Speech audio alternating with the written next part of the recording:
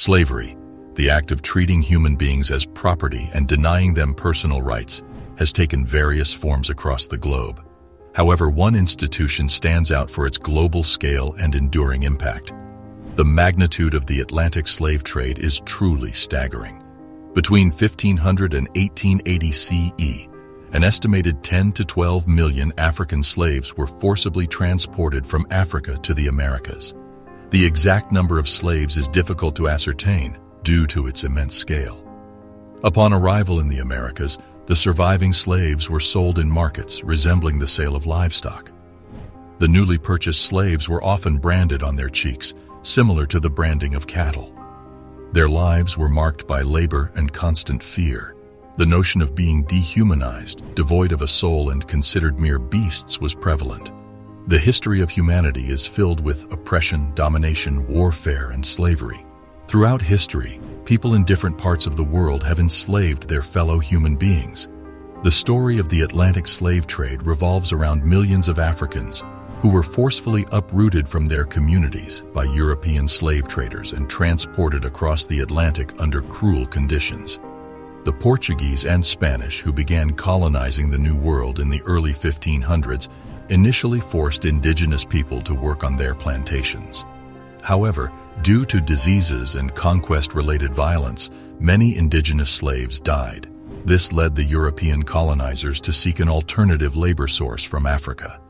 As Portuguese and Spanish explorers voyaged to Africa, it became a significant supplier of slaves to Europe, the Spanish West Indies, and the Portuguese colonies in Brazil.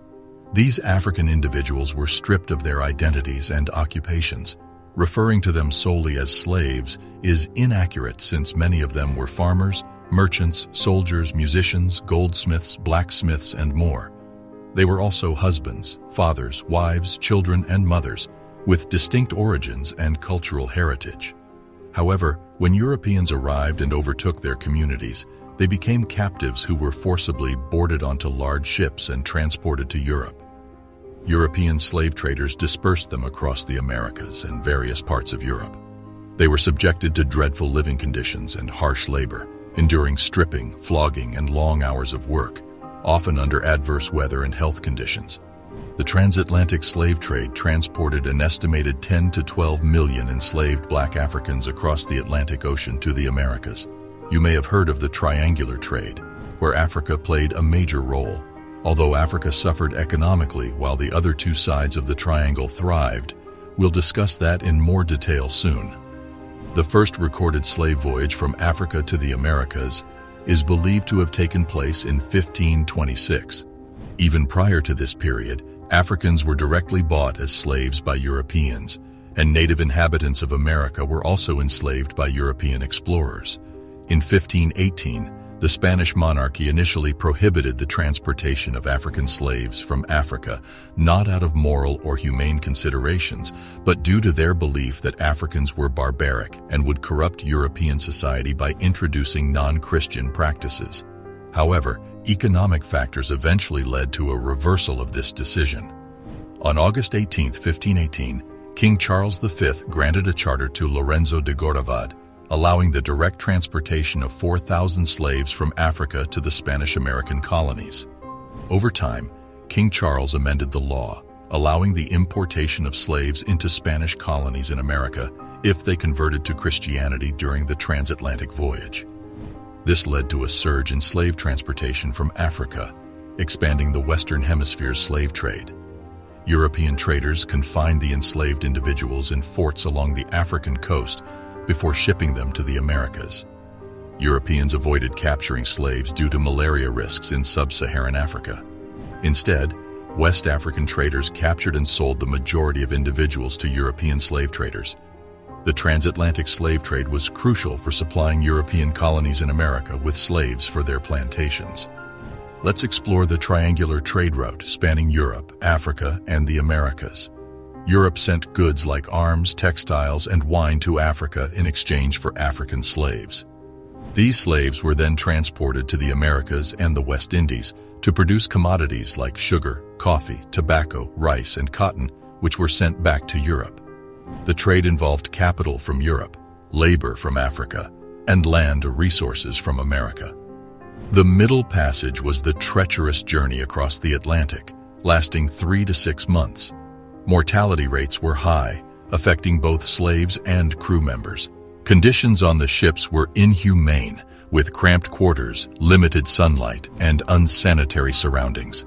Slaves endured starvation, thirst, and physical abuse.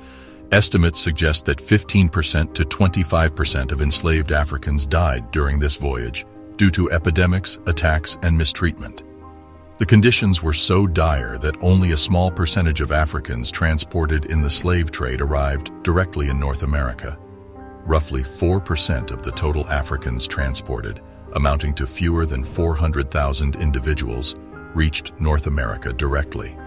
The majority of slaves were sent to the Caribbean and South America, with Brazil alone receiving around 5 million captives out of the total transported from Africa.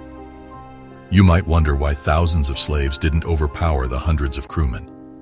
There was one notable incident where African slaves revolted and took control of their ships. The story of this revolt is both chilling and fascinating. But before we delve into it, it's important to note that slave traders were armed, and the slaves were typically in chains during transportation. Now, let's conclude with the journey and the economic aspects of the transatlantic slave trade. While we often associate all slaves transported from Africa with the transatlantic route, that is not entirely accurate. The transatlantic slave trade accounted for only half of the total slaves traded and transported from Africa.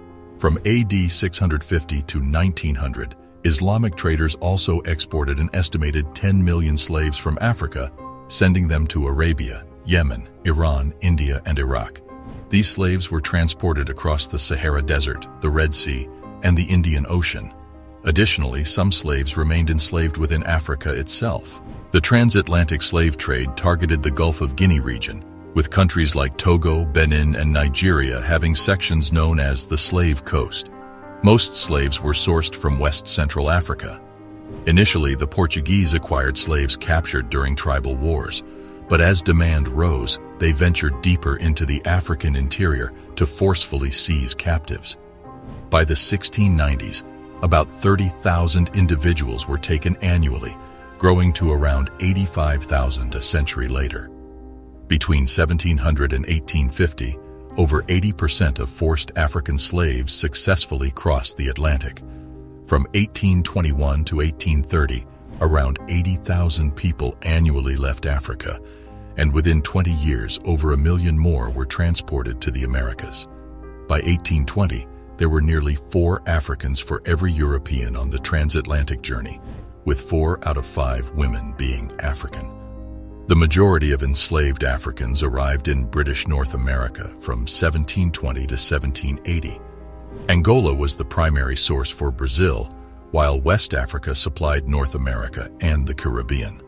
Although only around 6% of African captives were sent directly to British North America by 1825, the population of the United States included approximately 1/4 of people of African descent in the Western Hemisphere.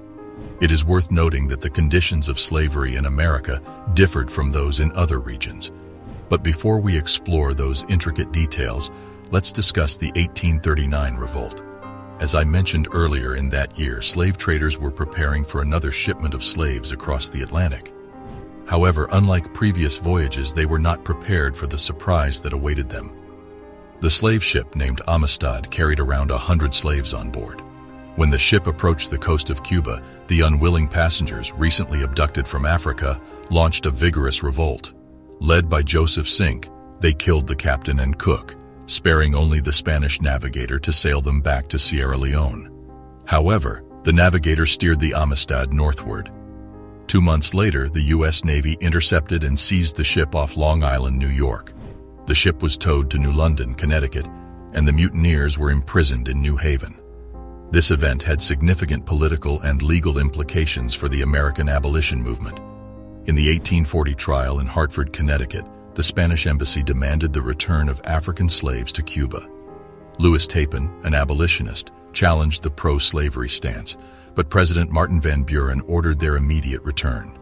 However, the trial revealed that importing slaves from Africa was illegal in Cuba, leading the judge to rule the Africans as kidnapping victims with the right to escape. The U.S. government appealed the case to the Supreme Court the following year, with John Quincy Adams arguing for the rebels of the Amistad. The Supreme Court upheld the lower court's judgment, and the surviving Africans returned to Sierra Leone in 1842. While Africans were involved in the slave trade, it was Europeans who fueled its growth. Menicongo Nzingam Mbemba Afonso implored King João III of Portugal to cease sending goods that fueled conflicts and to dispatch more missionaries. Despite the impact of the transatlantic slave trade, nations have apologized, and events like the International Day for Remembrance of the Slave Trade recognize its harmful effects. At the 2001 World Conference Against Racism, African nations demanded apologies, but some countries opposed, fearing financial reparations. Since 2009, the United Nations has been striving to establish the UN Slavery Memorial as a permanent tribute to the victims of the Atlantic slave trade. This video provides significant insights into Black history that is often neglected in traditional education. If you're interested in learning more, click the video on the screen. It's a story you won't want to miss.